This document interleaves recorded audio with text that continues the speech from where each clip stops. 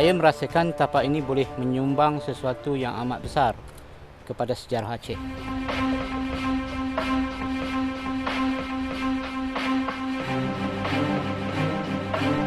Salah satu tujuan utama di samping di sini akan mendedahkan bukti lengkap daripada prasejarah ialah untuk kita menyelamatkan sebanyak mungkin nisan Aceh yang tiada di tempat lain untuk yang peringkat lebih awal ini.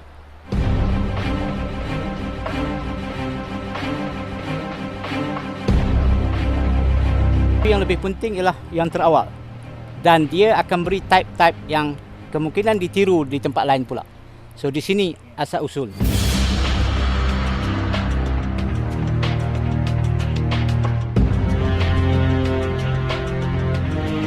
Saya harap kita akan dapat dukungan sebagaimana MOA ditandatangani. Universitas di Aceh sendiri menyokong.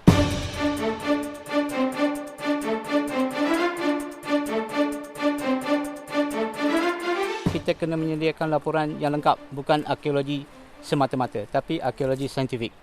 Untuk menunjukkan tapak ini tak ada lagi di tempat lain di Asia Tenggara. Inilah satu-satunya permulaan Islam di Asia Tenggara, di sini.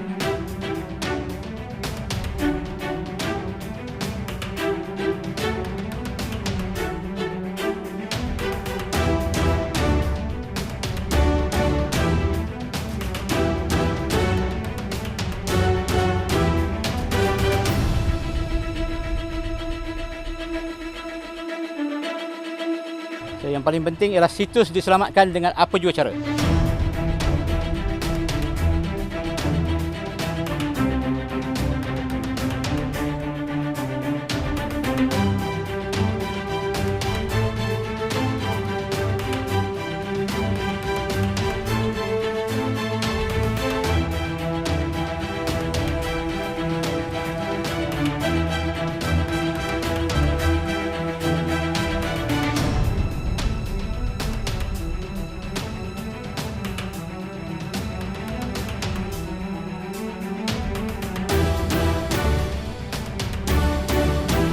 Dan ini sangat memerlukan semua orang, semua jabatan, semua bahagian termasuk pemerintah untuk membantu menggunakan apa saja undang-undang yang ada untuk menyelamatkan tapak.